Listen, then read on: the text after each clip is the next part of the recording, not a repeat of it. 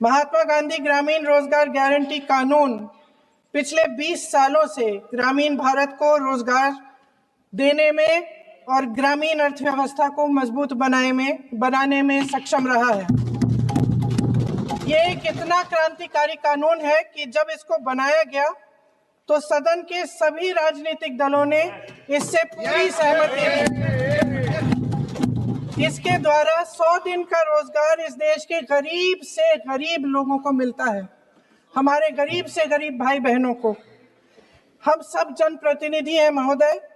जब हम अपने अपने क्षेत्रों में जाते हैं, आप भी जानते हैं, दूर दूर से हमें दिख जाता है कि मनरेगा का कौन मजदूर है।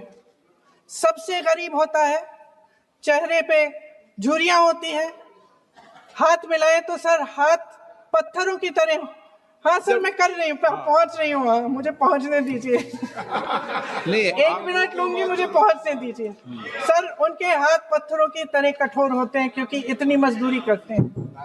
तो सर, मेरा जो इस बिल पर ऑब्जेक्शन है, सर ये जो कानून है, इसके तहत हमारे गरीब भाई बहनों को जो रोजगार की कानूनी गारंटी मिलती है, जो अधिकार मिलता है, वह इस योजना में मांग के आधार पर संचालित होता है।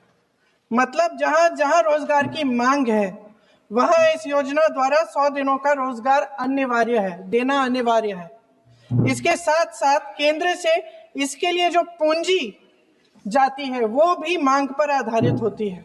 यानी कि इस योजना के लिए जितने पैसे जहां भेजने हैं, कितने भेजने हैं, वह जमीनी परिस्थितियों पर आधारित होता है और मांग के आधार पर निर्धारित होता है।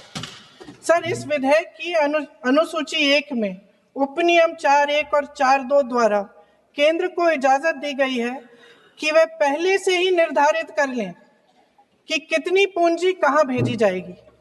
इससे संविधान के 73वें संविधान संशोधन को नजरअंदाज किया जा रहा है। सर महोदय, इसके जरिए ग्राम सभाओं को इस योजना की मांग की जमीनी परिस्थितियों के आधार पर तय करने का पूरा अधिकार दिया जाता था। आज वो अधिकार कमजोर किया जा रहा है। सर, आखिर बात है, 1 मिनट, जब आप इस पे पूरी डिटेल चर्चा हो तो आप डिटेल बोलना। इस पे आपकी पार्टी शुरुआत है सर, अभी शुरुआत है। सर जो हमारे संविधान की जो मूल भावना है कि हर एक व्यक्ति के हाथों में शक्ति होनी चाहिए, वही मूल भावना पंचायती राज में है। और उस मूल भावना के विरोध है ये जो अधिनियम, जो ये विधेयक आ रहा है। सर, इस विधेयक के जो प्रबंधन है, जिससे रोजगार का जो अधिकार है, कानूनी अधिकार है, वो कमजोर हो रहा है, वो हमारे संविधान के विपरीत है। सर ये हमारे इसी सदन ने ये कानून बनाया और इसी सदन ने ये अधिकार जनता को दिया है। ओके। सर, एक और है सर, महात्मा गांधी मनरेगा में 90% अनुदान केंद्र से आता था। इस विधेयक द्वारा ज्यादातर प्रदेशों में अब 60% आएगा, इसको घटाया गया है। ओके। सर, इससे प्रदेशों की अर्थव्यवस्था पर बहुत भार होगी और खास तौर से ये वे प्रदेश जिनकी अर्थव्यवस्था पहले से ही केंद्र की ओर से जीएसटी के बकाये के इंतजार में है। ओके, माननीय सदस्य। हो गया। सर, इस विधेयक द्वारा केंद्र का नियंत्रण बढ़ाया जा रहा है और जिम्मेदारी घटाई जा रही है। सर, जो 100 दिन का अधिकार आपने 125 करने की बात की है, लेकिन इसमें वेतन की बढ़ोतरी, आपकी जो मजदूरी की बढ़ोतरी है, इसकी कोई बात नहीं है। माननीय सदस्यों।